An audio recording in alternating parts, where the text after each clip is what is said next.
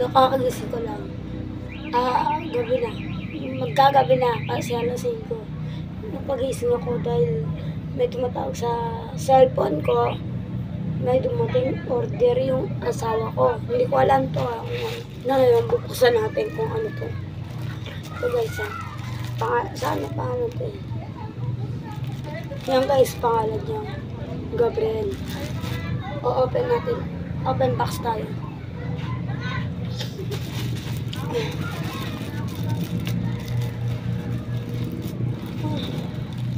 Tignan natin kung ano to ang order niya. Meron kasi siyang account Shopee. Pero isa lang naman yung account niya. Pero hindi ko alam kung ano yung order niya. Tingnan natin. Ano to? Mamaya niya, lalakohin ko siya. Sasabihin ko, hindi ko kunuha. Shopee niya, ganyan. I-prank natin siya. Tingnan natin kung ano. Pero ano kaya ito? Buksan muna natin.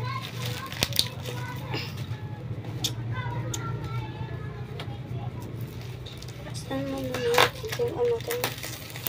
Shopee niya. Dito, Shopee niya guys. Nag-order siya. Ano? Taba! Hey, Taba! Ayun, ito yung asong Taba. Ayun yun.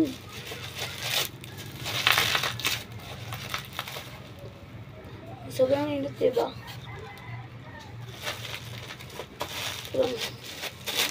Hindi pa na-open. So, ano ba ito?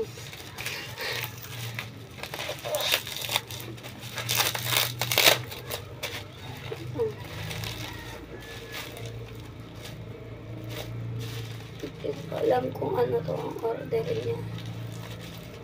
Hey!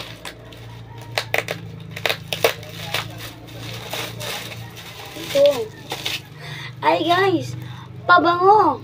Tos ka. Ngayon, bubuksan natin. Mabango ba? Ano to? 107 na. Hinayaan ko naman siya mag-order.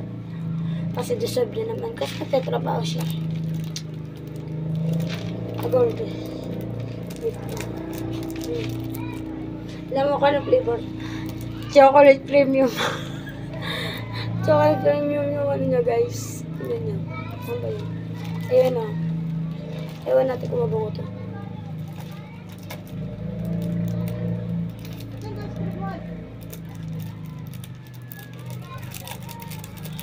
Natumpa ako dyan guys.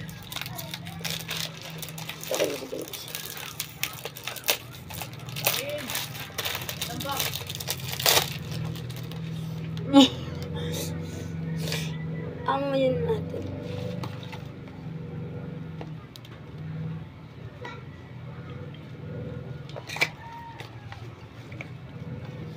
Isa lang siya guys, pero parang amoy mabango naman siguro. Ayan siya guys. Try natin, amuyin natin kung mabango ba ito. Bakit ganun pa rin chocolate lang? Oo nga naman pala, chocolate lang flavor.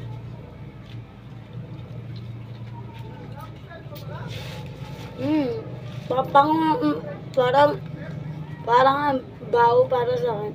Pero wala. Sasawa ko to eh. Siya nang bala kung mababanguhan pa siya sa order niya. Thank you guys. And sa susunod na order niya ulit.